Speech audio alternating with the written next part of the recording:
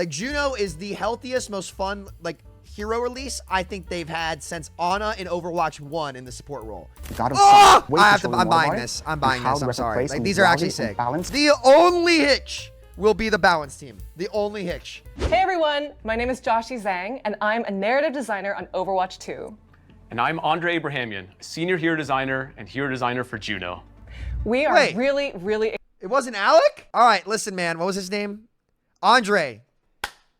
Keep it up, brother. Like, there needs to be more people like you actually designing good supports for the game. Great job.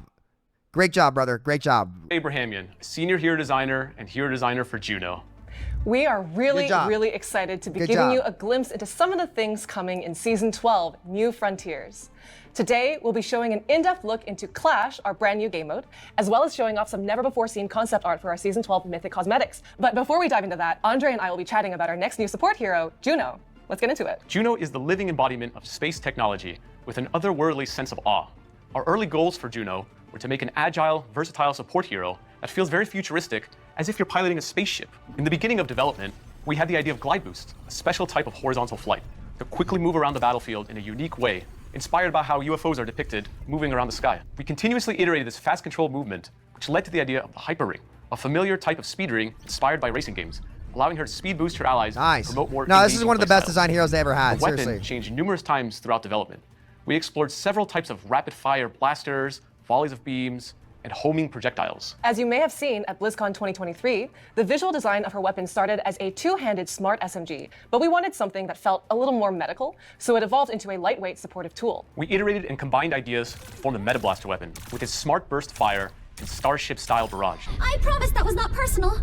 Along with the Pulsar Torpedo's ability with its channeling lock-on volleys. And of course, you can't have a character from space without actually doing something from space. So we made her ultimate orbital ray. Welcome to orbit. We loved the idea of a beam raining down from the sky to empower your team, like they're being energized by a spaceship. And it ended up combining really well with the forward motion playstyle of her kit. But one might wonder how Juno acquired such abilities and why she has such a sense of awe and adventure with her quirky personality. Well, I can tell you.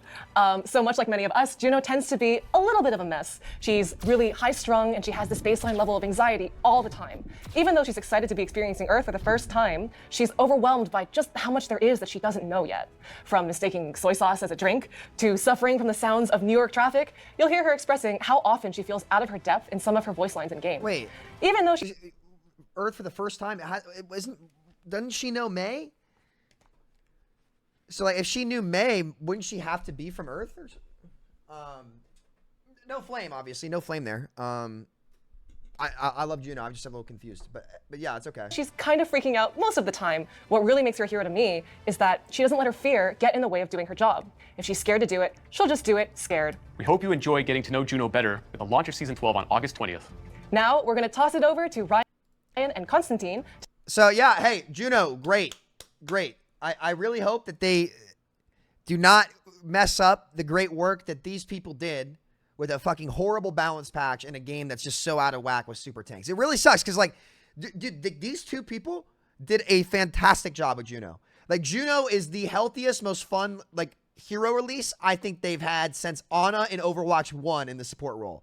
Seriously, like, these two need to be commended. They need to be put on a damn pedestal, and they need to take notes as to how these guys developed this character and wrote Juno's story. Seriously amazing job. And I am Blizzard's harshest critic in this community, I would say. And they did such a great job with that. Amazing job. It's going to suck to see the imbalanced game maybe take a toll on their work, which would really suck. To talk about our newest game mode, Clash. Oh my God. Hello. Okay, we should go. But those two did a great job. They should be really happy. Good job. It's too high. Okay. Hello there. Constantine Löffler here, Senior Level Designer on Overwatch. And I'm Ryan Smith, Lead Level Designer on the Overwatch team. In Season 10, we gave you a preview of Clash, our new core game mode in Overwatch. We received some fantastic feedback through the preview and have been working hard on updates to address a lot of what we heard from your experience testing the mode. Based on community feedback and in-game data that we collected, we focused on addressing match length, steamrolls, and some frustration around the final zones not feeling worth it for the attacking team to push. To improve match times, give players a better chance to contest, and have more breathing room to better position before pushing capture zones, we are making the following adjustments. Capture times and decay rates have been increased on all zones. The capture speeds for when there are 1, 2... Hold on, we need to hear this. better position before pushing capture zones, we are making the following adjustments. Capture times and decay rates have been increased on all zones. The capture speeds for when there are So the capture times and decay rates have been increased. So like, it takes longer to cap, and it caps decay slower. Okay. Okay. 2 or 3 teammates on a zone have also been adjusted. The spawn delays on some points have also been increased, but there's one bigger gameplay update to Clash. In Season 10, if the final zone was captured, the attacking team would win the match, as it's worth 3 points. If they didn't manage to capture it, the defending team was awarded 1 point, and the match continued in the other direction. We've seen a lot of examples where the attacking team feels that pushing that last point isn't quite worth it, and that it's a better strategy to just hang back on the previous capture zone to safely get another point and keep the losing team on their heels. We didn't really like that much. So to solve it, we've split up the final capture zones into 3 segments for the attacking team only. Each segment is worth 1 point. So if your team is pushed off the zone, you keep those points, which is that's like the best thing about it. You keep them. So the longer your team is capturing the zone, the more points your team gets, which means a higher incentive to push those final zones and get the win. And if you thought that was it for Season 12, you'd be wrong, because we're also launching with a new Clash map. That's right. Alongside Hanaoka, we're releasing the Throne of Anubis. Anubis! In this map, we actually go into the pyramid from Temple of Anubis. There are familiar elements in this new map, but in a new context and interpretation. Each capture point has a distinct atmosphere and theme, giving you plenty to explore and discover as you move around the map. Throne of Anubis comes with a healthy amount of cover and a good mix of interior and exterior spaces. You'll find long sidelines, close combat quarters, and both high and low ground throughout the map. We want a dynamic space to enable a variety of strategies and team compositions that give all kinds of heroes opportunities to shine. It's pretty awesome. Thanks. Dude, like, these changes are so good, man. It's just, oh my God, if this was in 6v6, this game would be so fucking good. If there weren't super tanks in the game, man, like, these are all the right things that they're saying and doing, man. Oh my goodness. This is great. Anubis coming back, like good Clash adjustments, a new mode, a great hero release. Guys, seriously, honestly, if they put out a good balance patch, this could be the best season of Overwatch 2. Honestly. Like, this could be the best season of Overwatch 2 if they don't mess up the patch. Both Hanaoka and Throne of Anubis will be in competitive when Season 12 launches. We're stoked to see how players navigate these new, yet familiar settings. Next up, let's talk through some Mythic cosmetics we're looking forward to this season. What's going on? You too. Great job, guys. Great job. I can't wait to play it. Hopefully, I mean, again, we'll have to get on the maps and see how the changes feel. But I think those are good changes to Clash on paper, as well as Anubis coming back. Like, that map looked amazing. Seriously, that map looked really good. So I can't wait to play it, and I hope it works out for these two. So yeah, okay. I actually like what I'm seeing so far. Have fun. Yes. I need a bigger box. It's better. Hey guys, I'm lead concept artist Morten Skalvik. And I'm Lauren Soanes, game producer. One of the best things about being a concept artist is pulling ideas from your own imagination and seeing them realized. Dude, these in skins the look world so of Overwatch. good! The skins One look of these so good! ideas has been the Mythic weapons. These weapons react to your gameplay and highlight cool moments during a match, with 4 levels that unlock different visual effects. The God, vision imagine if the gameplay loop offered more big plays for these weapons to show off.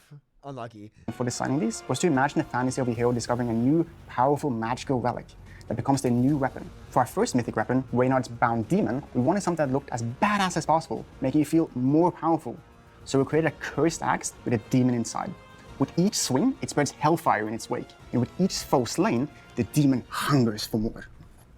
Like Mythic skins, Mythic weapons have multiple levels of upgrades that can be acquired. You have the base Mythic weapon with brand new visual effects. Another level will make your weapon truly reactive to your gameplay. An additional level adds a flourish animation bound to your reload, and we highly encourage you to spam it. Weapon animations! And Oh my finally, God! We're adding a level with special kill effects to punctuate each of your kills. With each level, your weapon will get more badass as you tear up the enemy team.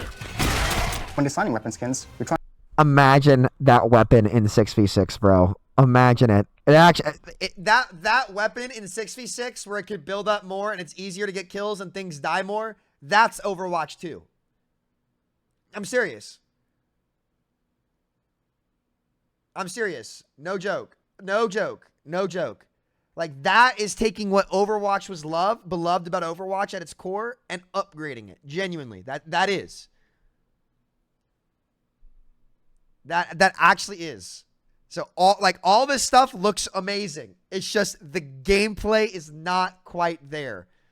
And it's something that really, it sucks because, like, it's something we're going through with Mindplex very similar. It's like, I feel like we have a ton of really awesome assets, but we want to make sure, like, our actual gameplay is there.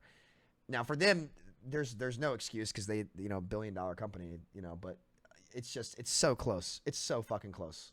Try and push the limit of what we can and challenge ourselves on how to make these experiential and compelling during gameplay. This includes finding inspiring themes that have a natural, powerful evolution while matching each unique hero's fantasy. The team has been incredibly happy with how Bound Demon turned out for Reynard this season. Yeah, it's great. And we're stoked to give you a sneak peek at the upcoming Mythic weapon for Season 12. Anna's Mythic weapon is inspired by the Egyptian god Ra, the god of sun.